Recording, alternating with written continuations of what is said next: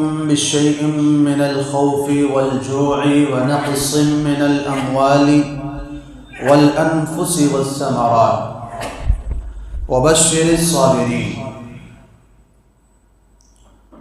صدق الله مولانا العظيم ونحن على ذلك لمن الشاهدين والشاكرين والحمد لله رب العالمين. اللهم صل على سيدنا محمد وعلى آل سيدنا محمد وبارك وسلم. اللهم صل على سيدنا محمد وعلى آل سيدنا محمد وبارك وسلم. اللهم صل على سيدنا محمد وعلى آل سيدنا محمد وبارك وسلم. کبھی اے نوجوان مسلم تدبر بھی کیا تو نے، وہ کیا گردوں تھا کہ تو جس کا ہے ایک ٹوٹا ہوا تارا. تجھے اس قوم نے پالا ہے آغوش محبت میں، کہ کچل ڈالا تھا جس نے پاؤں میں تخت شہدارا.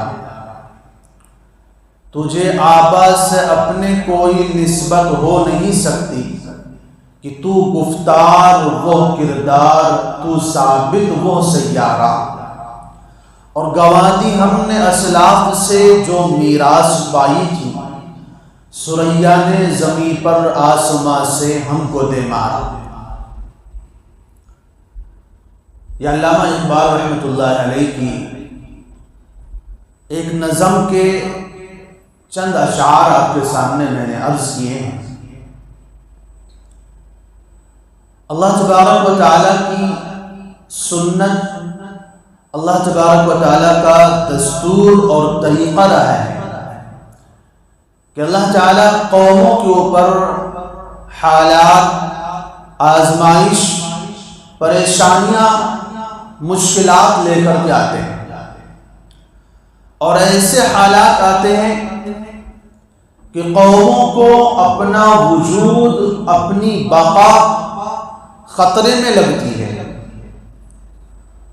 اور قومیں سمجھتی ہیں کہ اب اس دنیا سے ہمارا خاتمہ طے ہو چکا ہے.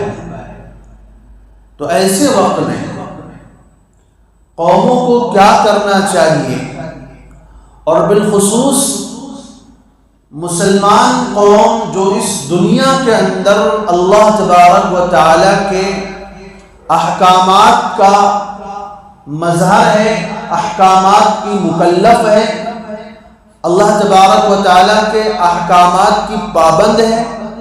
خصوصاً یہ مسلمان قوم جب اپنے منصب اصلی سے ہٹتی ہے، اپنے فریضے سے غافل ہوتی ہے، اپنی ذمہ داریوں میں کوتاہیاں برتتی ہے، تو اللہ تبارک و تعالیٰ ایسے حالات لے کر کے آتے ہیں. اور ان حالات کے لانے کا مقصد یا تو آزمائش اور امتحان ہوا کرتا ہے، یا پھر ان کا مقصد یہ ہوتا ہے کہ ان حالات اور پریشانیوں کو دیکھ کر مسلمان قوم جو اپنے مقصد اصلی سے بھٹک چکی ہے، واپس اپنے اسی مقصد کی طرف آ جائے.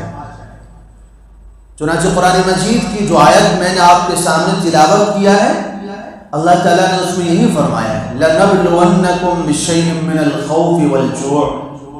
ہم آزمائیں گے، تمہارا امتحان لیں گے، تمہیں ہم ضرور جانچیں گے. کیسے؟ بِشَيْءٍ مِّنَ الْخَوْفِ، خوف ڈال کر. دشمن کا خوف، دشمن کی طرف سے ایسے حالات، دشمن کی طرف سے ایسی پریشانیاں ڈالیں گے کہ تمہیں اپنے وجود کا خطرہ محسوس ہوگا.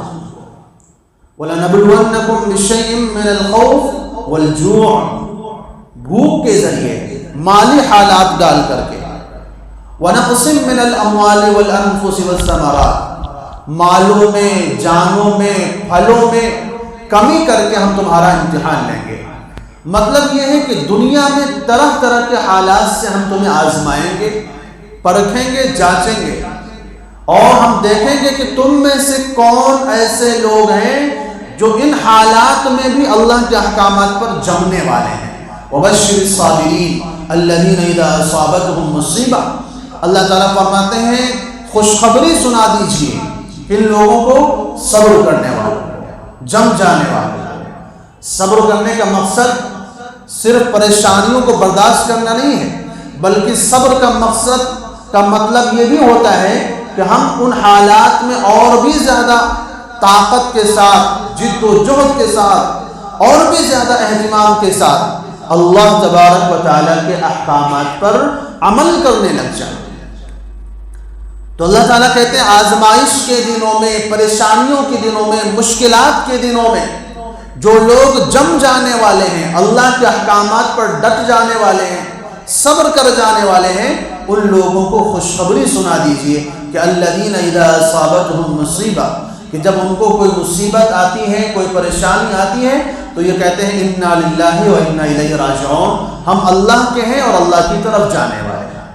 یعنی ہم بھی اللہ کے ہیں، یہ پریشانی آئی وہ بھی اللہ کی طرف سے آئی ہے، اس کو ٹالے گا، اس کو ختم کرے گا وہ بھی اللہ ہی کرے گا۔ تو گویا کہ مسلمانوں کی جو نظر ہوتی ہے، مسلمانوں کی جو توجہ ہوتی ہے وہ اللہ کی ذات کی طرف ہوتی ہے۔ مسلمان یہ سمجھتا ہے کہ ہم ہر حال میں، جس بھی حالت میں ہیں، اس حالت میں ہمیں اللہ ہی رکھنے والا ہے، کوئی اور ہماری حالت کے اندر تبدیلی پیدا کرنے والا نہیں ہے۔ تو ایک مقصد یہ ہوتا ہے، یعنی آزمائش کرنا، امتحان کرنا، جانچنا۔ وَلَنَبْلُوكُمْ بِالشَّرِّ وَالْخَيْرِ فِتْنَةً، ہم اچھائی کے ذریعے بھی تمہارا امتحان لیں گے اور برائی کے ذریعے بھی تمہارا امتحان لیں گے۔ کبھی اچھے حالات ہوں گے، کبھی خوشیوں کے موسم ہوں گے، کبھی ہر طرف فرحت اور شادمانی ہوگی، اور کبھی ایسا بھی ہوگا کہ پریشانیاں ہوں گی، دکھوں کے پہاڑ ہوں گے، مصیبتوں کے انبار ہوں گے، طرح طرح کے حالات ہوں گے۔ ہم ہر طرح سے تمہارا امتحان لیں گے، آزمائیں گے، یہ اللہ تعالیٰ نے قرآن میں فرمایا ہے۔ تو حالات کے آنے کا ایک مقصد امتحان لینا ہوتا ہے، اور حالات کے آنے کا دوسرا مقصد کیا ہوتا ہے؟ اللہ تبارک و تعالیٰ کا مقصد یہ ہوتا ہے کہ لوگ اللہ کی طرف رجوع کریں۔ یہ لوگ جو اللہ کے دین سے بھٹکے ہوئے ہیں، اللہ کے راستے سے دور ہیں، اللہ کے احکامات سے غفلت کے شکار ہیں، یہ لوگ واپس اللہ تعالیٰ کے احکامات کی طرف آ جائیں۔ قرآن کہتا ہے وَلَقَدْ أَرْسَلْنَا إِلَىٰ أُمَمٍ مِّن قَبْلِكَ فَأَخَذْنَاهُمْ بِالْبَأْسَاءِ وَالضَّرَّاءِ لَعَلَّهُمْ يَتَضَرَّعُونَ، ہم نے تم سے پہلے بھی امتوں کے اوپر حالات پیدا کیے، ہم نے تم سے پہلے بھی لوگوں کے اوپر پریشانیاں ڈالی ہیں، اور تاکہ کیا مقصد تھا ان کا؟ لعلہم یتضرعون، تاکہ لوگ اللہ کے سامنے عاجزی کریں، اللہ کی طرف لوٹ آئیں۔ فلولا اذ جاءہم باسنا تضرعوا، اللہ تعالیٰ کہتا ہے ایسا کیوں نہیں ہوا کہ جب ان کے اوپر حالات آئے، مشکلات آئیں، تکلیفیں آئیں، پریشانیاں آئیں، تو یہ لوگ اللہ کی طرف رجوع کیوں نہیں کیے؟ فلولا اذ جاءہم باسنا تضرعوا، انہیں کیا ہو گیا ہے کہ مشکل کے دنوں میں بھی اللہ کی یاد نہیں آئی؟ تو اس آیت سے کیا معلوم ہوا کہ اللہ تعالیٰ حالات اس لیے لاتے ہیں کہ تاکہ لوگ اللہ کے سامنے رونے اور گڑ گڑانے والے بن جائیں، عاجزی کرنے والے بن جائیں۔ اور اللہ تعالیٰ یہ چاہتے ہیں کہ ہم اللہ تعالیٰ کے سامنے روئیں، گڑ گڑائیں، تاکہ وہ دنیا کے حالات ہمارے درست کر دے۔ قرآن کہتا ہے کہ یا قوم استغفروا ربکم، اے میری قوم اللہ سے استغفار کرو، اللہ سے معافی مانگو، اپنے گناہوں پر ندامت ظاہر کرو۔ اگر ایسا کرو گے تو اس کا فائدہ کیا ہوگا؟ اگر استغفار کرو گے، معافی مانگو گے، اللہ تعالیٰ کو منانے لگ جاؤ گے تو اس کا فائدہ کیا ہوگا؟ قرآن کہتا ہے یا قوم استغفروا ربکم یرسل السماء علیکم مدرارا، اللہ تعالیٰ آسمان سے کثرت سے بارشیں برسائے گا۔ وَيَزِدْكُمْ قُوَّةً إِلَىٰ قُوَّتِكُمْ، اور اللہ تمہاری طاقت کو مضبوط کرے گا، تمہاری طاقت میں اضافہ فرمائے گا، تمہاری قوت میں اضافہ فرمائے گا، تمہیں حکومت اور سلطنت عطا فرمائے گا۔ تو ہماری جو کڑی ہے وہ اللہ تعالیٰ کے ساتھ جڑی ہوئی ہے، ہم اور قوموں کی طرح نہیں ہیں ہم اس دنیا میں اللہ کے احکامات کے پابند ہیں. اللہ کے احکامات کا نہ یہودی پابند ہے، نہ عیسائی پابند ہے، نہ ہندو پابند ہے، نہ اور کسی مذہب کا ماننے والا اللہ کے احکامات کا پابند ہے. اب وہ کیا کر رہا ہے کیا نہیں کر رہا ہے اس سے کوئی فرق نہیں پڑتا، لیکن مسلمان کیا کر رہا ہے، مسلمان کی طرز زندگی کیسی ہے، اس سے بہت بڑا فرق ہوتا ہے حالات کے اوپر. کیونکہ اللہ تعالیٰ نے اللہ تعالیٰ کہتے ہیں کہ تم نے میرے احکامات کو قبول کیا ہے، تم نے میری غلامی کا اعلان کیا ہے. اب اگر اس پر چلو گے تو حالات صحیح رہیں گے، اگر اس کی خلاف ورزی کرو گے تو پھر مشکلات آئیں گی، پریشانی آئیں گی. اس لیے اللہ تعالیٰ فرماتے ہیں استغفار کرو، اللہ سے معافی مانگو. معافی مانگو گے بارشیں کثرت سے برسائیں گے اور تمہاری قوت میں، تمہاری طاقت میں اضافہ فرمائیں گے. اور دوسری جگہ فرمایا کہ انستغفروا ربکم ثم توبوا الیہ یمتعکم متاعا حسنا الی اجل مسمى ویؤتی کل ذی فضل فضلا. اگر تم اللہ سے استغفار کرو گے، معافی مانگو گے، اللہ تعالیٰ تمہیں اپنے فضل سے نوازے گا. اللہ تعالیٰ تمہیں اس دنیا میں بہترین زندگی عطا فرمائے گا، خوشحالی والی، امن والی، سکون کی، عزت کی، شان کی، رفعت کی زندگی اللہ تعالیٰ عطا فرمائے گا. تو یہ قرآن ہمیں دعوت دے رہا ہے، یہ قرآن ہمیں بلا رہا ہے کہ ہم اپنی نافرمانی والی زندگی سے نکل کر اللہ کی اطاعت اور فرما برداری والی زندگی میں آ جائیں. حالات کا بدلنا اللہ تعالیٰ کے لیے سیکنڈوں کا اور منٹوں کا کھیل ہے. تلک الایام نداولها بین الناس. اللہ تعالیٰ فرماتے ہیں یہ حالات ہم بدلتے ہیں، یہ حالات کی تبدیلیاں ہم لے کر کے آتے ہیں. آج پوری دنیا میں مسلمانوں کی جو حالات کی جو پریشانیاں ہیں، جو تکالیف ہیں، جو مصیبتیں ہیں، ان حالات کو اگر کسی نے مسلط کیا ہے تو کسی اور نے، اللہ تعالیٰ فرماتے ہیں ہم لے کر کے آتے ہیں. کیوں؟ تاکہ تم اللہ کے راستے پر آؤ، اللہ کے دین پر آ جاؤ، اس سنت اور اس طریقے پر آ جاؤ جس سنت اور طریقے کا قرآن نے تم سے مطالبہ کیا ہے. ہم جانتے ہیں موجودہ حالات میں پوری دنیا کے حالات دیکھ لیں یا اپنے ملک کے حالات دیکھ لیں، مسلمان انفرادی طور پر بھی، اجتماعی طور پر بھی طرح طرح کی مشکلات کا شکار ہے. اور ایسے حالات ہیں کہ فرقہ پرست طاقتوں کی طرف سے آئے دن نئے نئے قوانین، طرح طرح کے مظالم اور طرح طرح کے ظالمانہ جو ہے احکامات اس امت کے اوپر اور اس قوم کے اوپر مسلط کیے جا رہے ہیں. کبھی طلاق کے مسئلے پر، کبھی مسجدوں کے مسئلے پر، آج وقف کے جائیداد کے مسئلے پر.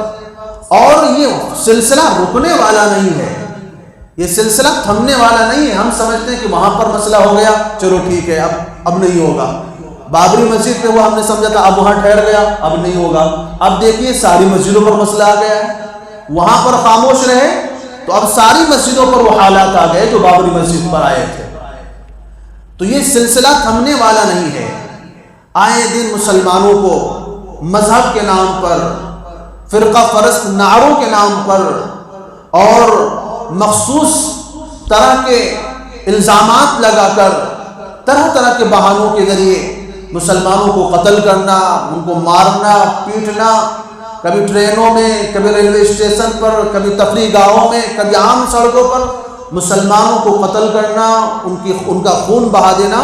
یہ عام طور پر آج ایسا ماحول بن چکا ہے، ایک عادت بن چکی ہے جو ہم دیکھتے ہوئے جا رہے ہیں.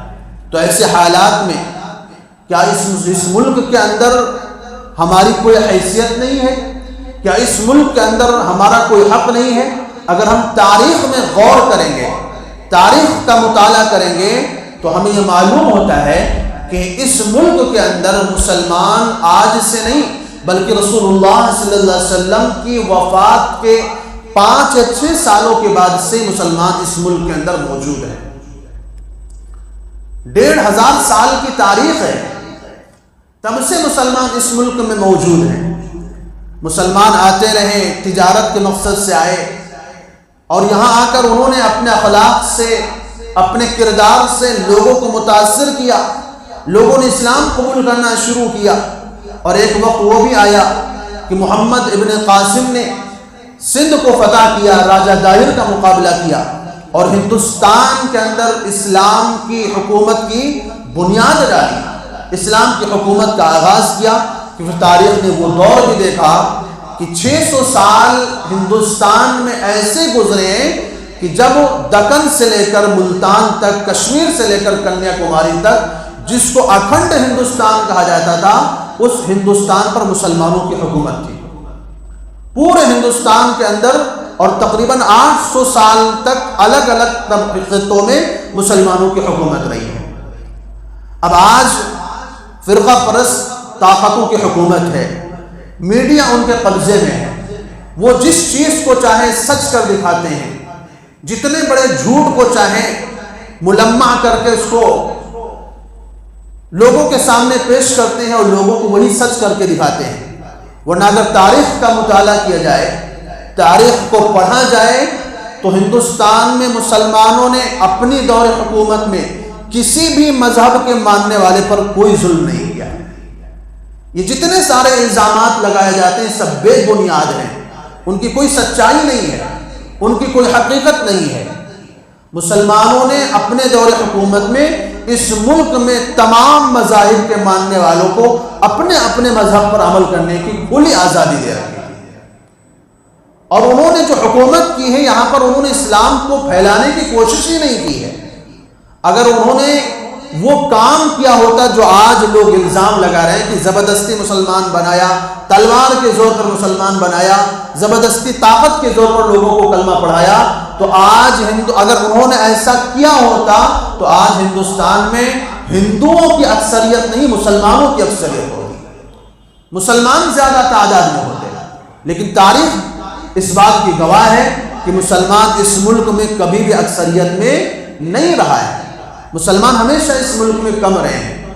اگر ہمارے لوگوں نے، ہمارے بادشاہوں نے، ہمارے حکمرانوں نے اگر اس ملک میں لوگوں کو زبردستی کلمہ پڑھوایا ہوتا تو 1000 سال کی تاریخ میں کتنے ہندو ہندوستان میں بچتے تھے. لیکن تاریخ اس بات کی گواہ ہے کہ اس زمانے سے لے کر آج تک اس ملک میں ہندوؤں کی اکثریت رہی ہے. اس کا مطلب یہ ہے کہ آج کے دور میں جو الزامات لگائے جاتے ہیں ان کی کوئی سچائی نہیں ہے، بلکہ مسلمانوں نے ہندوستان میں آ کر ہندوستان کی تعمیر اور ترقی میں کردار ادا کیا. عالی شان بلڈنگیں بنوائی، تاریخی عمارات بنوائی، جن کو آج لوگ جن عمارات کے ذریعے کروڑوں، کئی کروڑ بلکہ ہزاروں کروڑ کی آمدنی سالانہ حکومت کو ان عمارات سے ہوتی ہے جو مسلمانوں نے اس ملک کو دی ہے. مسلمانوں نے اس ملک میں شاندار سڑکیں بنوائی، ہندوستان کے اندر پوری دنیا کی دولت کو لا کر اکٹھا کیا. اور تاریخ میں ایک دور وہ بھی آتا ہے کہ آپ جانتے ہیں کہ مسلمانوں کو سب سے زیادہ اگر کسی شہر سے، کسی ملک اور کسی گاؤں سے، کسی بستی سے اگر محبت ہے تو وہ مکہ اور مدینہ کی بستی ہے، وہ مکہ اور مدینہ کا شہر ہے. مسلمانوں کے دور حکومت میں ایک وقت وہ آیا کہ مکے اور مدینے والوں کے اوپر بھوک مری کے حالات تھے، فاقوں سے مر رہے تھے، اور ان لوگوں کی مدد کرنا ایک مسلمان کی سب سے بڑی دلی خواہش ہوتی ہے. اس دور میں بھی ہندوستان کے بادشاہوں نے، مسلمانوں نے اپنی دولت ہندوستان کی بجائے عرب کے ملک میں بھیج کر ان کی مدد نہیں کی، ان کی امداد نہیں کی، بلکہ ہندوستان کو ترقی دیتے رہے. یہاں تک کہ ایک وقت ایسا بھی آیا، ایک زمانہ ایسا بھی آیا کہ ہندوستان کو سونے کی چڑیا کہا جانے لگا. دنیا بھر کی دولت ہندوستان میں لا کر اکٹھی کر دی. دنیا والوں کی نظر ہندوستان کے اوپر گڑ گئی. دنیا کی قومیں ہندوستان کی طرف للچائی نظروں سے دیکھنے لگی. بالآخر انگریز نے آ کر اس ملک کے اوپر اپنا تسلط قائم کیا اور اس ملک کی دولت پر اس نے قبضہ کیا. جن کے یہاں پہلے سڑکیں نہیں ہوا کرتی تھی، گھر نہیں ہوا کرتے تھے، وہ ہندوستان کی دولت کو لوٹ کر لے جا کر آج تک عیش کر رہے ہیں، موج کی زندگی گزار رہے ہیں. یہ یورپ کے لوگ، یہ انگریز لوگ، یہ ہندوستان کی دولت پر راج کر رہے ہیں جو مسلمانوں نے ہندوستان کے اندر لگایا تھا، جو مسلمانوں نے ہندوستان کو دیا تھا. اور پھر جب انگریزوں کا تسلط ہوا تو آپ جانتے ہیں کہ انگریزوں سے آزادی کے لیے مسلمانوں نے کتنی بڑی قربانی پیش کی. 200 سال کی تاریخ ہے، 200 سالہ تاریخ. 1757 سے لے کر اور 1947 تک کی یہ تاریخ ہے جس میں مسلمانوں نے اپنے خون سے اس ملک کو آزادی دلائی ہے۔ تو یہ ہمارے بزرگوں کی تاریخ ہے۔ ایسا نہیں کہ اس ملک کے لیے ہم نے کچھ نہیں کیا ہے، کہ چھوٹی چھوٹی باتوں پر ہمیں تانے دیے جاتے ہیں، ہمارے اوپر فختیاں کسی جاتی ہیں کہ تمہارا اس ملک سے کوئی تعلق نہیں ہے، کوئی لینا دینا نہیں۔ ہم نے اس ملک کے لیے وہ کچھ کیا ہے تو دوسرے سوچ بھی نہیں سکتے، تصور بھی نہیں کر سکتے۔ ہم نے اس ملک کو مہان ہندوستان بنایا تھا۔ یہ الگ الگ ٹکڑوں میں، الگ الگ جماعتوں میں یہ ملک بٹا ہوا تھا۔ اس ملک کو اکٹھا کرنے کا کام مسلمانوں نے کیا تھا۔ تو حالات آپ جانتے ہیں جو چل رہے ہیں، اور یہ بھی سچائی ہے، یہ بھی حقیقت ہے کہ دنیا میں جب ظالم قوموں کا تسلط ہوتا ہے تو اللہ تبارک و تعالی ان کو مہلت نہیں دیتے ہیں، ان کو زیادہ وقت کے لیے اللہ تعالیٰ انہیں فرصت نہیں دیتے ہیں، بلکہ اللہ تعالیٰ کی طرف سے ان کے اوپر اپنی پکڑ آتی ہے۔ تو اس لیے جو حالات ہیں مسلمانوں کو اس میں پریشان ہونے کی یا گھبرانے کی بالکل بھی ضرورت نہیں ہے۔ ہم یہ نہ سمجھیں کہ آج جو لوگ حکومت کی گدی پر بیٹھے ہوئے ہیں انہوں نے ہمیشہ کے لیے اس گدی کو اپنا لیا ہے اور کبھی اب حالات بدلنے والے نہیں ہیں، کبھی یہ موسم بدلنے والا نہیں ہے، ایسا بالکل بھی نہیں ہے۔ مسلمان قوم اور نا امید ہو جائے یہ کفر ہے۔ نا امیدی مسلمانوں کے لیے اللہ تعالیٰ نے فرمایا ہے یہ کافروں کا کام ہے نا امید ہونا، حالات سے پریشان ہونا، حالات سے مایوس ہو کر کے تھک ہار کر بیٹھ جانا، یہ مسلمان کا کام نہیں ہے۔ البتہ ہمیں عملی میدان پر میں اترنا پڑے گا، ہمیں کچھ کام انجام دینے پڑیں گے، ہمیں وہ طرز زندگی دوبارہ اپنانی پڑے گی جس کو ہم نے چھوڑ رکھا ہے۔ کیونکہ آپ جانتے ہیں اگر کوئی درخت سوکھ جائے، اندر سے کھوکھلا ہو جائے تو اس کو بڑی آسانی سے کاٹا جا سکتا ہے، کاٹنے والا اس کو جڑوں سے اکھاڑ کر ختم کر دیتا ہے، کیونکہ اس درخت کے اندر کوئی دم نہیں رہتا، کوئی طاقت نہیں رہتی۔ اسی طرح جو قوم اپنے نظریے کو بھول جاتی ہے، جو قوم اپنے اصولوں کو بھول جاتی ہے، جو قوم اپنے قوانین کو بھول جاتی ہے، جو قوم اپنے احکامات کو بھول جاتی ہے، وہ قوم کبھی بھی دشمن کا مقابلہ نہیں کر سکتی، وہ قوم کبھی بھی اپنی بقا کی لڑائی نہیں لڑ سکتی، وہ قوم کبھی بھی اپنے وجود کو باقی نہیں رکھ سکتی، وہ پھر دوسروں کے رحم کرم پر ہو جاتی ہے۔ اس لیے ہمیں اپنے اندر حقیقت کو پیدا کرنا پڑے گا، اسلام کی سچائی کو اپنے اندر اتارنا پڑے گا۔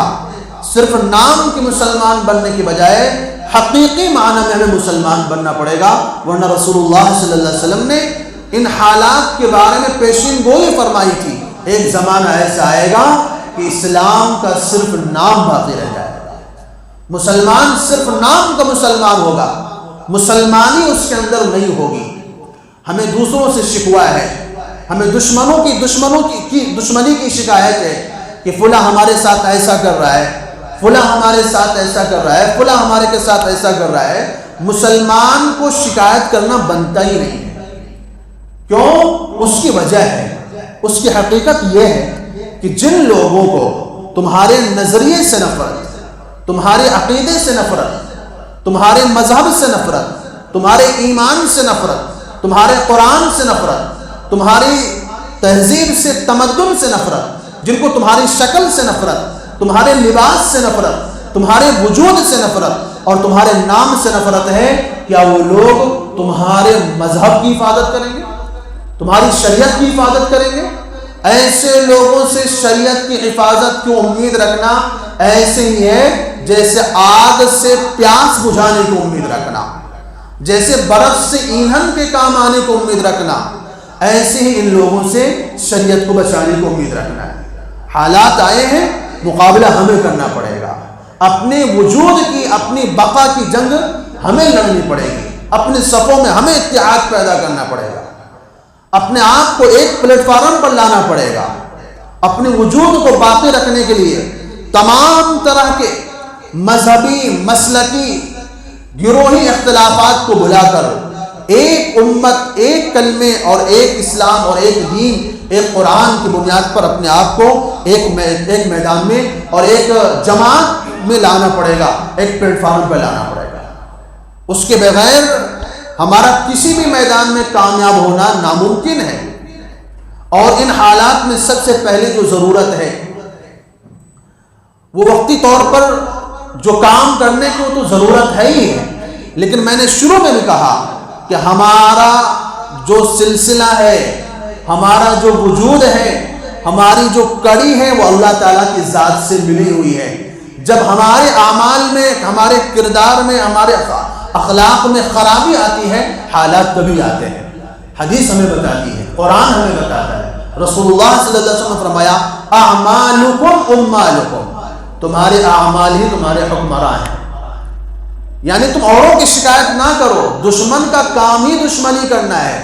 دشمن سے دشمنی کی شکایت مت کرو کہ دشمن ہمارے ساتھ ایسا کر رہا ہے، اس کے سامنے رحم کی، کرم کی بھیک مت مانگو، اپنے حالات پر جائزہ لو، اپنے اعمال کا محاسبہ کرو، اپنے کردار کا محاسبہ کرو، کیونکہ رسول اللہ صلی اللہ علیہ وسلم نے کیا فرمایا؟ اعمالکم اموالکم، تمہارے اعمال ہی تمہارے حکمراں ہیں۔ جیسے کام کرو گے ویسے حکمراں تمہارے پر مسلط ہوں گے۔ اور قرآن کیا کہتا ہے؟ وما اصابکم من مصیبہ، جو بھی مصیبت تم کو آتی ہے فبما کسبت ایدیکم، تمہارے اعمال کا نتیجہ ہے، تمہارے اعمال کا وہ ثمرہ ہے۔ تم نے جو کام کیے ہیں، تم نے جو اجتماعی طور پر، ملی طور پر، معاشرتی طور پر اپنے اندر جو خرابیاں پیدا کی ہیں، جب تک ان خرابیوں کو درست نہیں کرو گے حالات کبھی بھی درست ہونے والے نہیں۔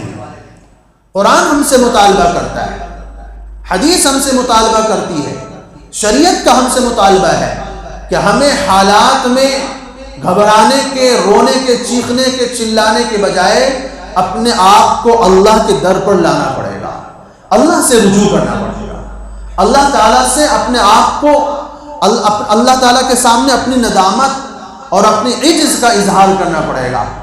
کیونکہ امام غزالی رحمۃ اللہ علیہ لکھتے ہیں لوگوں کی تین جماعتیں ہیں۔ ایک جماعت انبیاء علیہ السلام کی ہے، فرشتوں کی ہے، جن سے گناہ کبھی ہوتا ہی نہیں، اور ایک جماعت ہے شیاطین کی، جو گناہ کر کے بھی گناہ پر ڈٹ جاتے ہیں، گناہ پر اڑ جاتے ہیں، گناہ پر جم جاتے ہیں، اور ایک جماعت ہے عام انسانوں کی کہ جب ان سے گناہ ہو جاتا ہے، غلطی ہو جاتی ہے تو ندامت ظاہر کرتے ہیں، شرمندگی ظاہر کرتے ہیں، اللہ سے معافی مانگتے ہیں۔ اور قرآن کہتا ہے قُلْ يَا عِبَادِيَ الَّذِينَ أَسْرَفُوا عَلَىٰ أَنفُسِهِمْ لَا تَقْنَطُوا مِن رَحْمَةِ اللَّهِ، اے میرے بندو جنہوں نے اپنی جانوں پر ظلم کیا ہے، اللہ کی رحمت سے مایوس مت ہو، اللہ سارے گناہ معاف کر دے گا، لیکن معافی مانگنا پڑے گا۔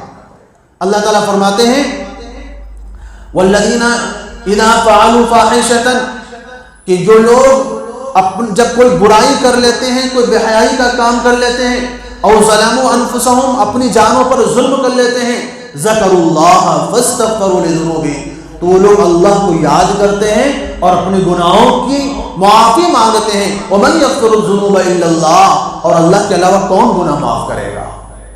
اللہ تعالیٰ فرماتے ہیں ومن یعمل سوءا او یظلم نفسه، جو انسان برائی کرتا ہے، اپنی جانوں پر ظلم کرتا ہے، ثم یستغفر اللہ یجد اللہ غفورا رحیما، پھر اللہ سے معافی مانگتا ہے، اللہ تعالیٰ کو معاف کرنے والا پائے گا۔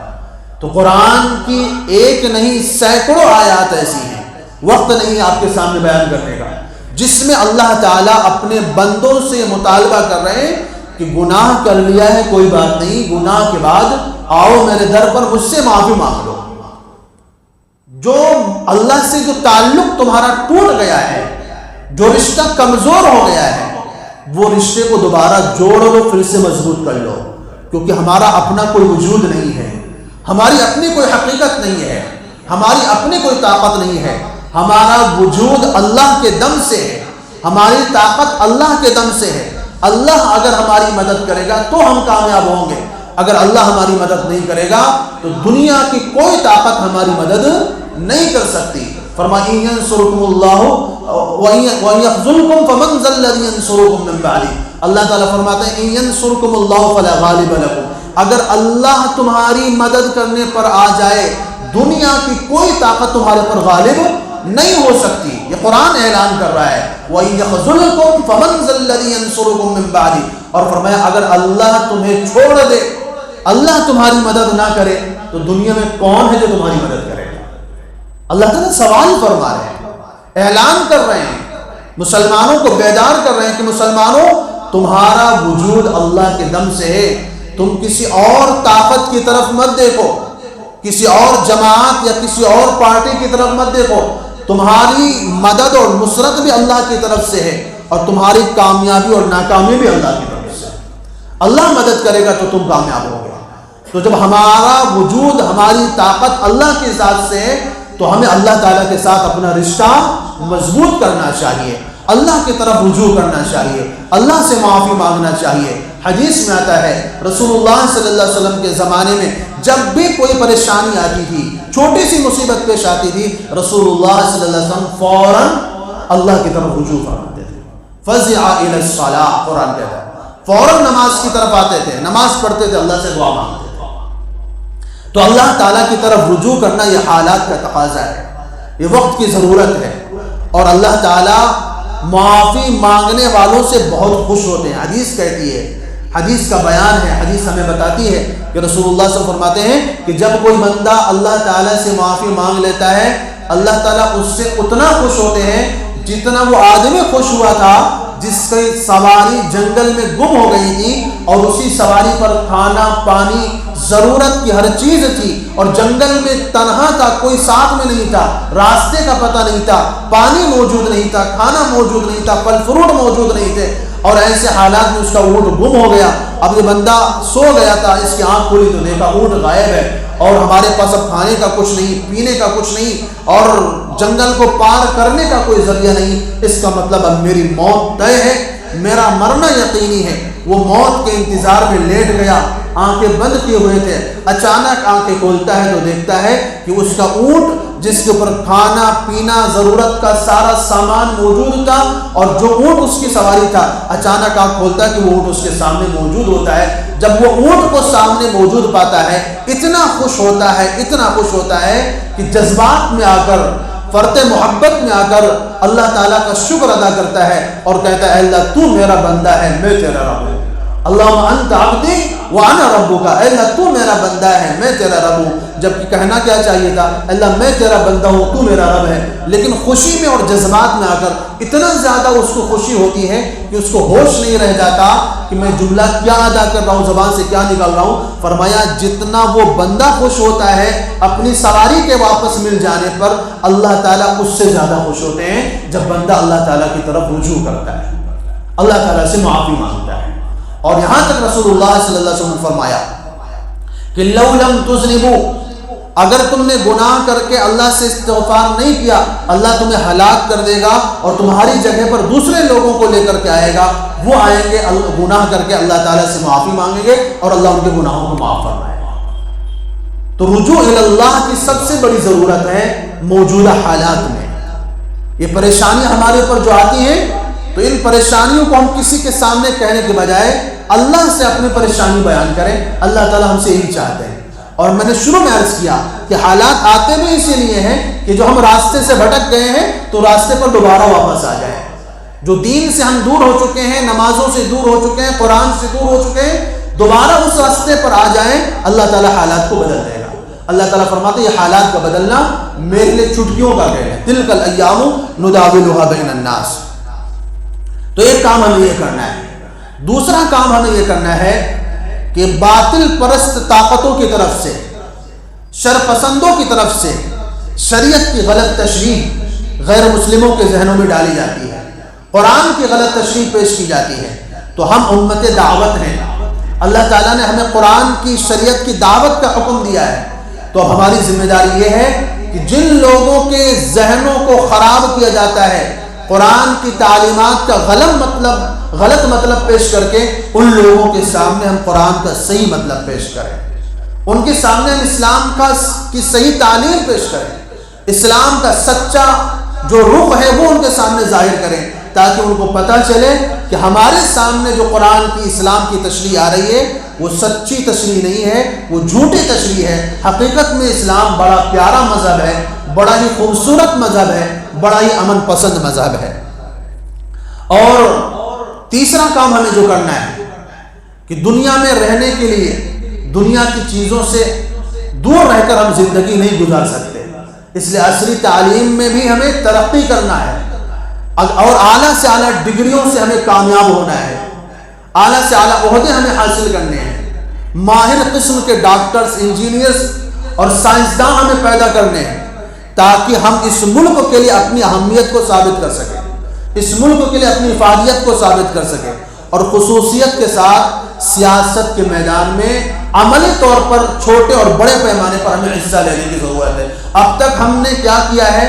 دوسروں کی بیساکھی پر ہم چلتے رہے ہیں، دوسروں کے سہارے پر ہم چلتے رہے ہیں، ہم نے دوسروں کی کاسہ لیسی کی ہے، ان کے سہارے پر اپنے وجود کو ہم نے قائم رکھنے کی کوشش کی ہے۔ لیکن جب تک ہم اپنا وجود اور اپنی حیثیت اور اپنا مقام اور اپنی طاقت کا اس ملک کے اندر اظہار نہیں کریں گے، تب تک اس ملک میں ہم ترقی نہیں کر سکتے، اپنے حقوق کو حاصل نہیں کر سکتے، کیونکہ آپ جانتے ہیں میڈیا ان کے قبضے میں ہے۔ دنیا آج ملک کے اندر جتنے فسادات ہو رہے ہیں، ابھی پرسوں جو وہاں پر پہلگام میں جو معاملہ ہوا ہے اور جو بے قصور لوگوں کو قتل کیا گیا ہے، یہ معلوم نہیں کہ کس نے کروایا ہے۔ سب سے پہلے تو اس بات کی تحقیق کی ضرورت ہے، لیکن آپ کے پی ایم نے آ کر کیا کیا؟ ان کا پانی بند کر دیں گے، ان سے معاہدے ختم، اپنے لوگوں کو یہاں بلا لیں گے، ان کے لوگوں کو وہاں بلا لیں گے۔ اپنے ماننے والوں کے ذہن میں یہ ڈال دیا ہے کہ یہ کام ان لوگوں کا ہے، پاکستانیوں کا ہے۔ بھائی ابھی آپ نے تحقیق کی ہے، آپ کے پاس کیا ثبوت ہے؟ کیا پتہ کہ کس نے کروایا ہے، کیا پتہ آپ نے ہی کروایا ہے۔ یہ بھی تو ہو سکتا ہے کہ لوگوں کی توجہ اپنی طرف حاصل کرنے کے لیے، اپنی ناکامیوں کو چھپانے کے لیے اور الیکشنوں میں کامیابی حاصل کرنے کے لیے اپنے ہی قوم کے لوگوں کو مروا کر، اپنے ہی لوگوں کو قتل کروا کر اپنی بڑی اکثریت کو اپنی طرف موڑنے کے لیے آپ نے کیا ہو، لیکن لوگوں کو بالکل بنانے کے لیے کیا کر دیا؟ بھائی ہم نے ان سے تعلقات ختم کر لیے۔ پہلے تو ثابت تو کرو کہ انہوں نے کیا ہے کہ نہیں کیا ہے، یہ ثابت کرنے کی ضرورت ہے۔ تو اس ملک میں جتنے بھی حالات پیدا ہو رہے ہیں مسلمانوں کے تعلق سے، جو نفرت کے بازار گرم ہو رہے ہیں، اس میں بڑا کردار میڈیا کا ہے۔ میڈیا ان کا غلام، وہ جو کہتے ہیں میڈیا وہ دکھاتا ہے، جس کو چاہا ملک کا دہشت گرد قرار دے دیا، جس کو چاہا امن پسند قرار دے دیا، سچ کو جھوٹ بنا دیا، جھوٹ کو سچ بنا دیا، اور افواہوں کا بازار گرم کروا دیا۔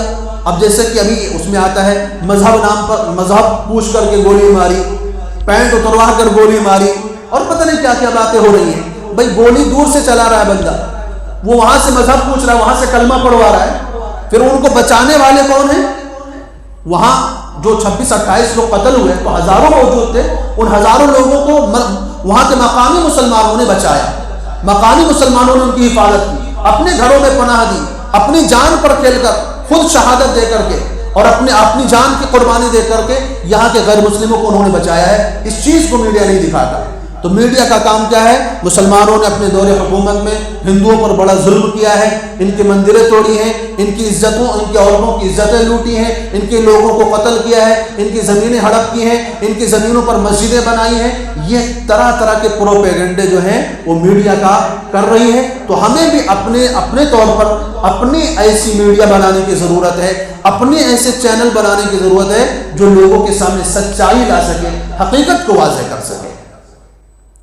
تو یہ چند عملی اقدام ہیں جو ہمیں میدانی طور پر کرنے کی ضرورت ہے، اور سب سے اہم کام جو ہے اللہ تعالیٰ کو ہمیں منانے کی ضرورت ہے، کیونکہ قرآن یہ کہتا ہے کہ واللہ الغنی وانتم الفقراء، اللہ بے نیاز ہے، اللہ تعالیٰ کو تمہاری ضرورت نہیں ہے، تم اللہ کے محتاج ہو، تم کو اللہ کی ضرورت ہے، اللہ تعالیٰ کو تمہاری ضرورت نہیں ہے۔